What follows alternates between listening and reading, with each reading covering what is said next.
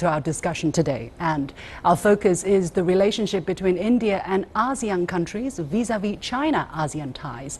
Now, the Myanmar military chief Min Aung Hlaing is on an 8-day visit to India and has received what Indian media termed king's treatment.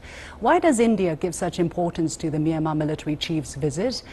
When Indian Prime Minister Narendra Modi took office 3 years ago, he said his government would act east instead of adopting the existing policy of look east.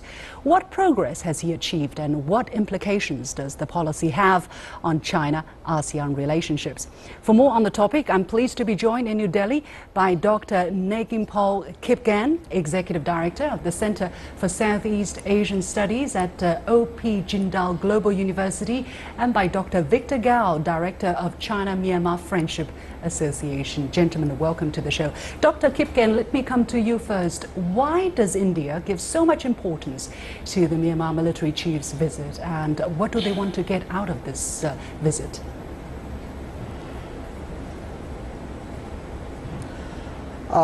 First of all, thank you for having me on this show, and I would like to discuss in 4 points.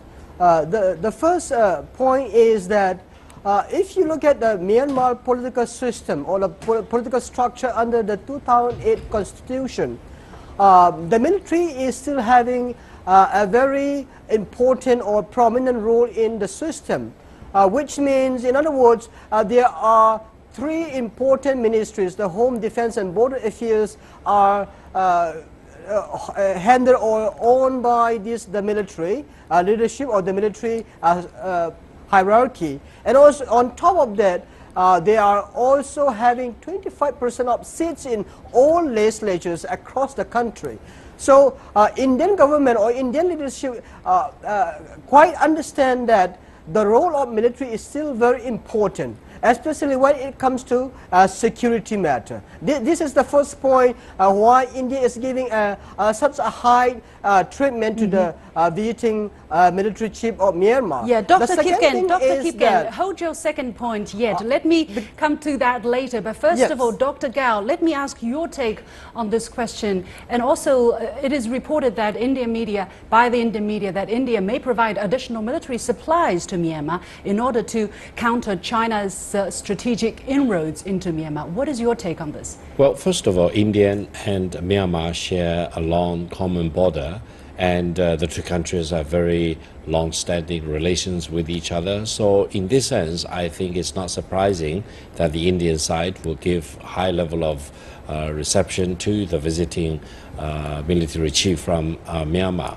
However, if India's calculation is based on using Myanmar as a force of deterrence against China, then the Indian calculation may be very much misplaced, mainly because I think if we look at China-Myanmar relations, it is built on friendship and goodwill, good neighborly relations, and I think the Myanmarese government, the Myanmarese military, the Myanmarese people will not be misguided to be used as a pawn in another country's strategy against China. I believe China-Myanmar friendship and good neighborliness will survive whatever attempts by another country which may want to endear its relations with Myanmar for its own strategic purpose.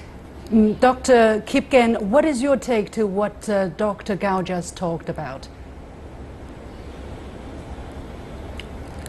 Yeah, I somehow agree with his assessment, but I also would like to add more, not only sharing more than 1,600 kilometers, but there are also people from both sides of the border. For example, the Kukis, the Nagas, the Kachins are settled both in Myanmar as well as in India. As I said earlier, it's not necessarily it's because of sharing border, but there are 2-3 other things as well. The second thing is that some of the Indian insurgent groups of Northeast India are based inside Myanmar. Therefore, it is important for the Indian leadership to have a good relation with the military leaders of Myanmar in order to deal with this insurgency problem in their own countries. That's second issue. The other issue is that, as you said in the introduction, it's Act East policy. India is trying to speed up this Act East policy. Therefore, Myanmar is a corridor to Southeast Asian country, ASEAN country. Therefore, it is important for Indian leadership to engage Myanmar. Yeah. And the other point being, Dr. Gao, let me ask Dr. Gao here about this Act East as it has been mentioned. What do you think are the considerations behind this upgrading of activeness in India's policy towards its ASEAN neighbors? And do you think they have achieved so far more or less what they wanted to achieve?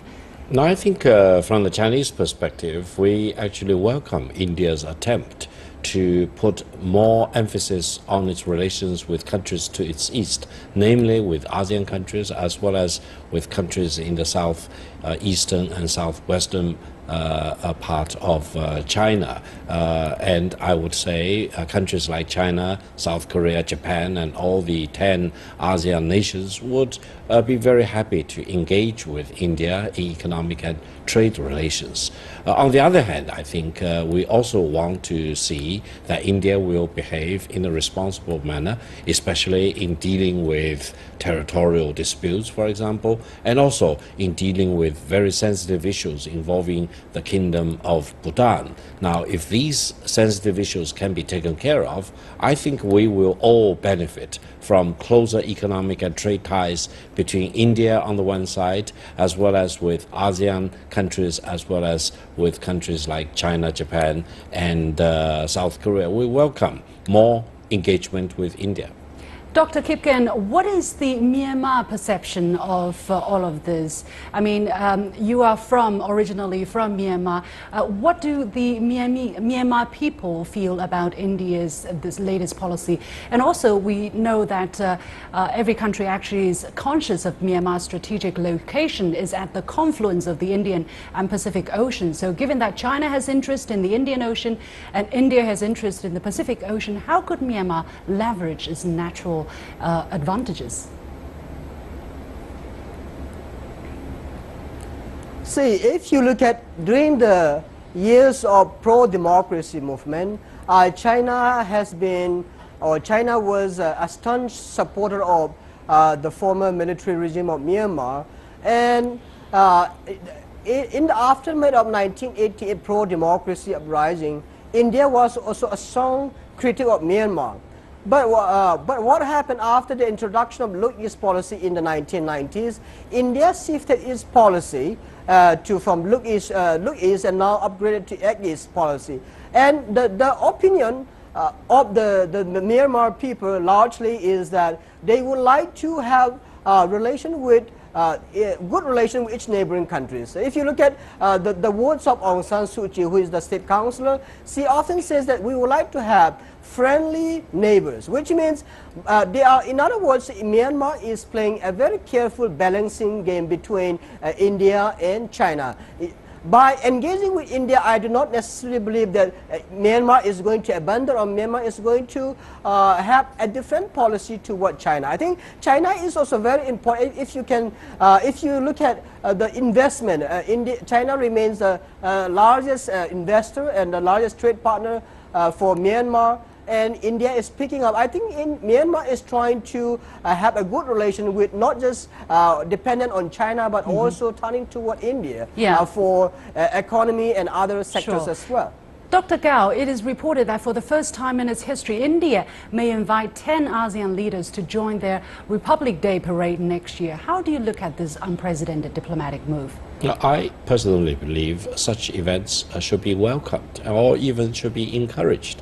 For India to have better and more friendly relations with the ASEAN countries or with any other country in the world, China has no problem with that. China encourages more peaceful and friendly relations between India and other countries. One point of caution I want to make is that from the Chinese perspective, there is awareness that sometimes India has a point against China in some of its diplomatic maneuvers. And if that is the case, I hope it is not the case, but if that is the case, then China and India should better deal with each other so that better friendly relations will prevail between New Delhi and Beijing, and neither China nor India would need to spend resources in rallying other countries as its partners against the other country. And very briefly, 30 seconds if you can, Dr. Nipken, could India and China have better relations with Myanmar and other ASEAN countries that are in everybody's interest?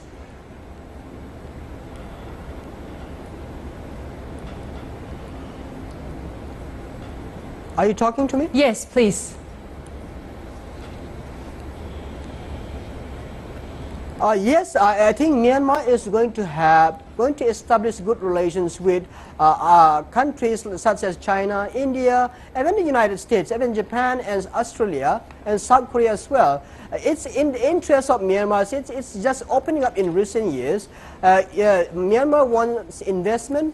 People coming in, investing in the country. They would like to improve infrastructure. For that, Myanmar needs a good friendship with not just China, not just India, but Myanmar needs other good neighbors, including Western countries, so that it can improve its infrastructure and also it can improve its economic conditions and improve the conditions of the people of Myanmar. Oh, okay, thank you very much. We have to go. Dr. Nagimpal Kipgan, Executive Director of the Center for Southeast Asian Studies at O.P. Jindal Global University, and Dr. Victor Gao, Director of China-Myanmar Friendship Association. You have been watching